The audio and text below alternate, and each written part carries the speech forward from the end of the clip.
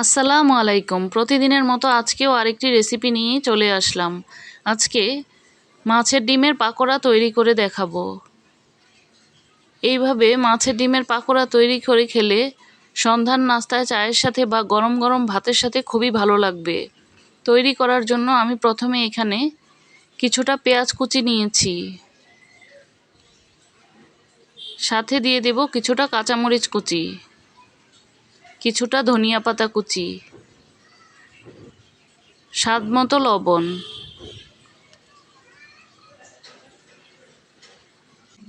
1 চা চামচ হলুদের গুঁড়া, 1 চা চামচ লাল মরিচের গুঁড়া, ঝালটা আপনারা আপনাদের ইচ্ছা অনুযায়ী নেবেন, আধা চা চামচ জিরার গুঁড়া, আধা চা চামচ ধনিয়ার গুঁড়া, আধা চামচের চেয়ে একটু কম গরম মশলার গুঁড়া, আধা চা চামচ রসুন বাটা, আধা চা চামচ আদা বাটা, আধা কাপ চালের গুঁড়া।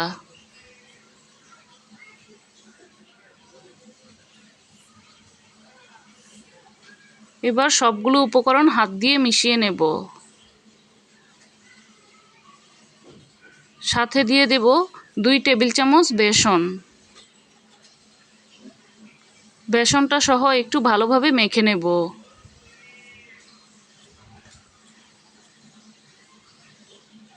আমি মাছের ডিমটাকে আগেই ম্যাশ করে নিয়েছিলাম। এখানে অর্ধেকটা পরিমাণ রুই মাছের ডিম নিয়েছি।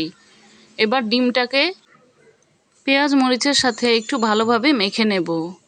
সাথে আমি 1 টেবিল চামচ লেবুর রস দিয়েছিলাম। সবগুলো উপকরণ এবার হাত দিয়ে ভালোভাবে মেখে নিয়েছি। মেখে নেওয়া হয়ে গেলে চুলায় একটি প্যান বসিয়ে তেলটা গরম করে নেব। এবার এভাবে চ্যাপটা চ্যাপটা করে পেঁয়াজগুলো তেলের মধ্যে দিয়ে দেব।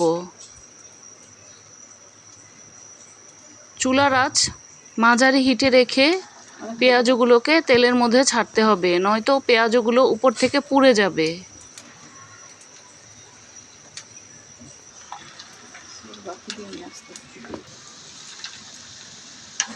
এইভাবে করে আমি সবগুলো পেঁয়াজও চ্যাপটা চ্যাপটা করে দিয়ে দিয়েছি।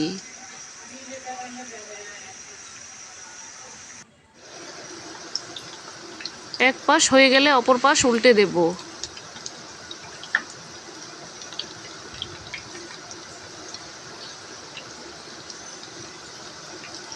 চুলার আঁচ মাঝারি হিটে রেখে একটু সময় নিয়ে পেঁয়াজগুলোকে ভেজে নিতে হবে। মাছের ডিম এমনিতেও কম সময়ে সিদ্ধ হয়ে যায়। ভাজা হয়ে গেলে এবার পাকোড়াগুলোকে তুলে নেব।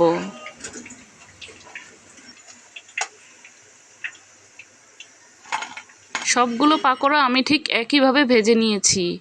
এখন পাকোড়াগুলো গরম গরম পরিবেশনের জন্য তৈরি। চাইলে আপনারাও মাছের ডিম দিয়ে এইভাবে করে পাকোড়াটি তৈরি করে দেখতে পারেন। ভালো লেগে থাকলে একটি লাইক দিতে পারেন। প্রতিদিন এই রকম রেসিপি পেতে পেজটিকে ফলো বা সাবস্ক্রাইব দিয়ে পাশেই থাকতে পারেন।